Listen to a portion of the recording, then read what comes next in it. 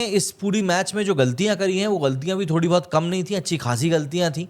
और इन गलतियों को देखकर वाकई में ऐसा लग रहा था कि यार टीम इंडिया इतने ब्लेंडर एक ही मैच में कैसे कर सकती है। एक ही मैच में रोहित शर्मा ने अपनी गलती मान ली, गंभीर ने अपनी गलती मान ली, वो सब चीज़ें अपनी जगह पर है, लेकिन उसके बावजूद भी आप कैसे इतनी गलतियां कर सकते हो, ये वाकई में हर किसी के लिए इस समय सोचने वाली बात बन चुकी कि ये टीम इंडिया कर क्या रही थी। मतलब रोहित शर्मा की कप्तानी वाली भारतीय टीम इस समय न्यूजीलैंड के खिलाफ 3 मैचों की टेस्ट सीरीज खेल रही है। इसका पहला मुकाबला जो 16 अक्टूबर को शुरू हुआ था वो 5वें दिन जाकर खत्म रहा है, और मैच में भारतीय टीम को ऐसी हार मिली है जिसकी शायद उन लोगों ने कल्पना भी नहीं करी थी सीरीज के शुरू होने के पहले। इस जीत के साथ ही 36 सालों के बाद में 1988 के बाद से न्यूजीलैंड ने पहली बार मैच जीता है, एंड उनके लिए एक हिस्टोरिक मोमेंट है, हम ये कह सकते हैं। लेकिन हमको ऐसी गलतियों के बारे में बात करनी पड़ेगी जिनके कारण इंडिया के हाथ से ये मैच निकल गया और इंडिया ने गलती कर दी। सबसे पहली गलती की अगर हम बात करें तो रोहित शर्मा जो थे वो पिच को रीड ही नहीं कर पाए। पहली गलती तो मैच के टॉस के समय ही हो गई थी। ये गलती कप्तान रोहित शर्मा ने करी थी, जिसकी सजा पूरी की पूरी टीम को भुगतनी पड़ी। कप्तान ने दूसरे दिन का खेल खत्म होने के बाद इस गलती से लेकर फैन से माफी भी मांगी। रोहित शर्मा ने कहा कि उनसे पिच को रीड करने में गलती हुई, वो पिच को सही से पढ़ नहीं सके, और यही कारण रहा कि उन्होंने टॉस जीतकर पहले बैटिंग का फैसला किया, जो पूरी तरीके से गलत साबित हुआ। भारतीय टीम पहली पारी में सिर्फ 46 रनों पर ऑल आउट हो गई थी, और टीम इंडिया के 92 ईयर्स के टेस्ट इतिहास में पहली बार वो अपने घर पर 50 से भी कम के स्कोर के ऊपर ऑल आउट हुई थी। रोहित ने प्रेस कॉन्फ्रेंस में कहा था कि हमें लगा कि पिच पर ज़्यादा घास नहीं है, हमने सोचा कि मैच के पहले सेशन में यहाँ जो होना होगा हो जाएगा, इसके बाद जैसे जैसे गेम आगे बढ़ेगा ये पिच अपना रुख बदलेगी। जब भी हम भारत में खेलते हैं तो पहला सेशन वैसे भी हमेशा ही क्रिटिकल होता है, इसके बाद क्रिकेट पिच जमने लगती है और यहाँ स्पिनर्स को मदद मिलने लगती है। लेकिन बात यह है कि आप उस पहले सेशन में ही तो खत्म हो गए ना। रोहित ने आगे कहा कि जैसे कि मैंने कहा कि पिच पर ज़्यादा घास नहीं थी, इसी कारण से हमने सोचा कि कुलदीप को मैच में शामिल करना चाहिए। इसका यह भी कारण है कि कुलदीप ने सपाट पिचों पर बॉलिंग करी है और वो वहां पर विकेट भी ले रहा था। अब रोहित शर्मा की गलती को मान लेने से क्या ही हो जाता है। दूसरी सबसे बड़ी गलती जो रोहित शर्मा से हुई है मेरे हिसाब से, वो हुई थी कुलदीप को खिलाना। दरअसल टॉस जीतने के साथ ही भारतीय कप्तान रोहित ने दूसरी बड़ी गलती कर दी। गलत पिच को पढ़ने के कारण उन्होंने प्लेइंग 11 में तीसरे यानी कि एक्स्ट्रा स्पिनर को शामिल कर लिया, जबकि इस पिच पर 2 ही स्पिनर काफ़ी थे। उन्हें इस पिच पर 3 पेस बॉलर्स को उतारना चाहिए था, लेकिन वो 2 के ही साथ उतरे।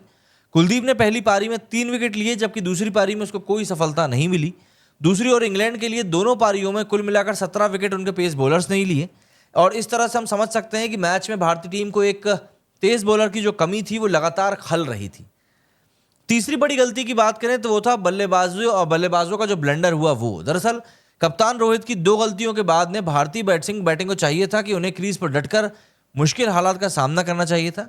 उन्हें यहाँ कुछ अच्छी बल्लेबाजी कर भारतीय टीम को एक सम्मानजनक स्कोर तक पहुंचाना चाहिए था, मगर ऐसा कुछ हो ना सका।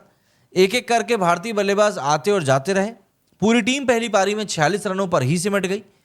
5 खिलाड़ी तो खाता भी नहीं खोल पाए, जिनमें विराट कोहली, सरफराज खान, केएल राहुल, जडेजा और अश्विन यहाँ पर शामिल थे, और उन्होंने बिल्कुल जिस तरीके से बैटिंग का डिस्प्ले किया वो वाकई में शर्मनाक था। यदि ये बल्लेबाज 10-10 रन भी बना लेते ना तो भी भारत का जो स्कोर था वो 100 रन को पार चला जाता। इसके अलावा ऋषभ पंत ने 20 रन बनाए, जायसवाल ने 13 रन बनाए। इनके अलावा कोई बैट्समैन 5 रन के आंकड़े को भी नहीं छू पाया। सभी इसके अंदर और आउट होगा, और यही कारण था कि पहली पारी में टीम 46 रन के छोटे स्कोर के ऊपर ऑल आउट हुई, जो भारतीय टीम को इवेंचुअली मैच में ले डूबा, और टीम इंडिया उस स्कोर के साथ कभी उबर ही नहीं पाई। गेंदबाजों की बात करें तो शुरुआती 3 गलतियों के बाद फैंस को उम्मीद थी कि जिस तरह से न्यूजीलैंड की बॉलर्स ने दम दिखाया है वही दम भारतीय बॉलर भी दिखाएंगे। इससे कीवी टीम को एक कम स्कोर के ऊपर हम रोक सकेंगे, मगर यहाँ भी फैंस को बॉलर्स ने निराश ही किया। कोई भी बॉलर कीवी टीम को रोकने में सफल नहीं रहा। 230-240 के ऊपर 6 विकेट गिर जाने के बाद में टिम साउदी और रचिन रविंद्र ने बहुत शानदार बैटिंग करी, और न्यूजीलैंड की टीम पहली पारी में 402 रनों के पास चली गई और लीड ले गई करीब 350 रनों की। आखिर में बात करें फील्डिंग की तो देखिए, फील्डिंग में ही इंडिया की कोई बहुत अच्छी नहीं रही थी। फर्स्ट इनिंग में काफ़ी कैचेस छूटे थे। बल्लेबाजों और गेंदबाजों के बीच में फील्डिंग में भी भारतीय टीम के खिलाड़ियों की नैया डूब गई। पहली पारी में केएल राहुल ने एक आसान सा कैच छोड़ दिया, जिसे देखकर फैंस ने अपना सिर पकड़ लिया था। ये कैच स्लिप में गया था।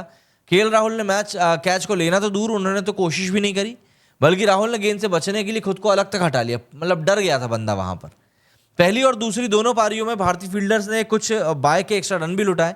अगर ये कैच लिए जाते और रन बचाए जाते तो काफ़ी दबाव बनाया जा सकता था, प्लस न्यूजीलैंड को पहली इनिंग में काफ़ी कम स्कोर के ऊपर रोका भी जा सकता था।